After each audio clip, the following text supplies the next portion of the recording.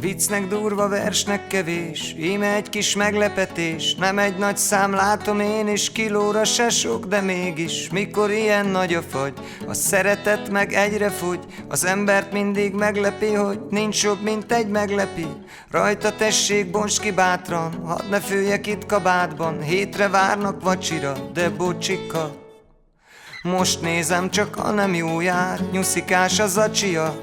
Mindegy, nem egy nagy dolog, majd megoldják az angyalok, mert így is úgy is az az első, hogy mi mindent rejt a belső, olyan legyen körülbelül, aminek az ember örül. Ne lapuljon benne bánat, vagy másmilyen ronda állat. Sikerült is, gratulálok, ne fáradj, majd kitalálok. Annyit mondj még, ugye tetszik? Azért izgultam egy percig. Komoly is, meg vicces is, mert vannak benne viccek is, de nem genyózik, nem is fröcsög, nincsen benne.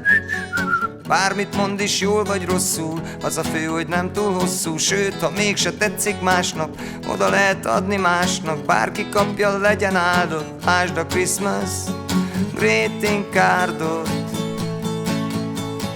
Kedves izém, stb.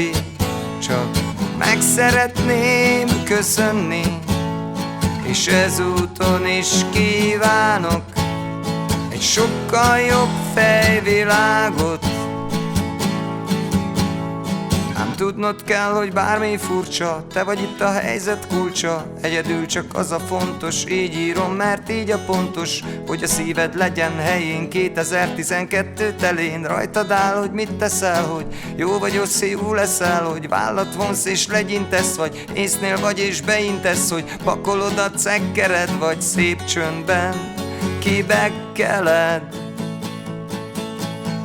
Ha üldögélsz, ha ácsorogsz, ha élteted, ha gáncsolod, én egy dolgot tanácsolok, legyen vidám karácsonyom. Ha kinézel az ablakon a jégre, a hóra, korém a lábamon, ó boldog óra. Siklunk, mint a szél, újra meg újra, felfrissít minket mindig.